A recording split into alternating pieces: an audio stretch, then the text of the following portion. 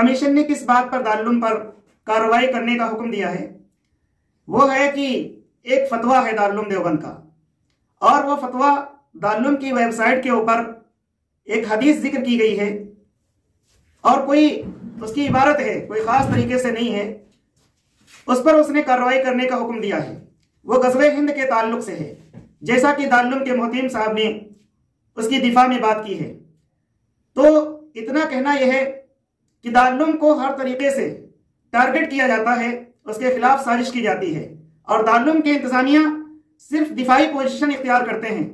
अब जरूरत है इस बात की कि अटैक की पोजीशन तैयार की जाए, और वो क्या है, कानूनी तौर पर, संविधानिक तौर पर इस तरह की साजिश करने वालों को जवाब दिया जाए।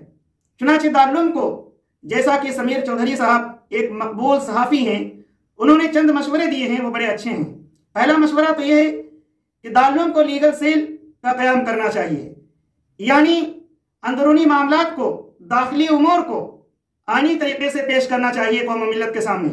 दूसरा, मीडिया सेल का क़याम करना चाहिए।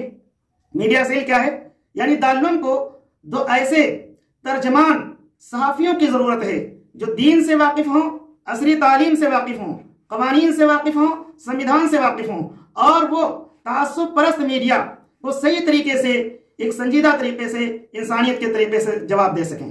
तो बस इतना ही अर्ज करना है कि आज जो जहनीत दारुल के खिलाफ बनी हुई है, उस जहनीत को हम और आपको ख़त्म करने की ज़रूरत है। इसलिए कि मालूम होना चाहिए दारुल की एक अजीम तारीख रही है।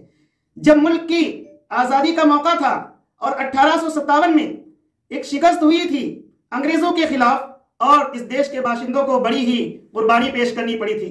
उसके बाद में अरबाब ने, अकाबिर ने सोचा कि एक ऐसे इदारे का क़याम किया जाए जो सिर्फ और सिर्फ वतन की, देश की खिदमत करे, और जहां से अफराद निकलें वो मुहिब्बे वतन हो, देश से प्रेम करने वाले हों और देश की सेवा करने वाले लोग हों। चुनांचे दारुल का क़याम अंग्रेजों को देश की आज़ादी के लिए किया गया था, अंग्रेजों को भगाने के लिए। जब इतने अजीम काम के लिए दारुल का क़याम किया गया था, तो दारुल के अकाबिर जैसा कि मौलाना हुसैन अहमद मदनी रहमतुल्लाह अलैह, शेखुल इस्लाम रहमतुल्लाह अलैह, ये हजरात दारुल देवबंद के, ये हजरात जंग आज़ादी के लिए बड़ी कुर्बानियां पेश की हैं। माल्टा की जेल में काफी दिन तक कैद रहे हैं। इन हजरात ने अंग्रेजों के खिलाफ मार के आराई की है, और बिलखुसूस इन्होंने किरदार अदा किया जब तक़सीम हिंद का मसला था।